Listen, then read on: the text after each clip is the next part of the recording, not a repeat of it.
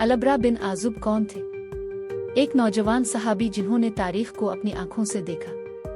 जब नबी करीम की वफात हुई तो वो सिर्फ 15 साल के थे, लेकिन उनकी यादें सदियों तक इस्लामी इल्म की बुनियाद बने। उन्होंने 15 जंगों में हिस्सा लिया, गवर्नर के ओहदे पर खिदमत अंजाम दें और बाद में हजरत अली के साथ खड़े हुए। ग़ज़वा अहद के मैदान से लेकर कूफा की क़ियादत तक उनका सफ़र इब्तिदाई इस्लाम के अहम तरीन दौर में रहा।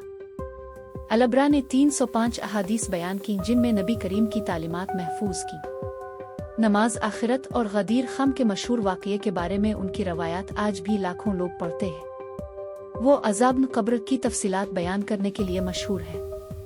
आज के दौर में उलमा और मुफक्रीन उन रवायात पर मुख्तलिफ राय रखते हैं, लेकिन उनकी कहानी मुकम्मल नहीं थी। वो अफसोस के साथ जीते रहे कि करबला में इमाम हुसैन की मदद न कर सके। ये याद दहानी है कि सहाबा भी मुश्किल फैसलों का सामना करते थे। उनकी मीरास आज भी इस्लामी इल्म में जिंदा है, जो हमें ईमान, याददाश्त और तारीख की अहमियत सिखाती है। मुकम्मल वीडियो हमारे YouTube channel the missing dots पर देखें।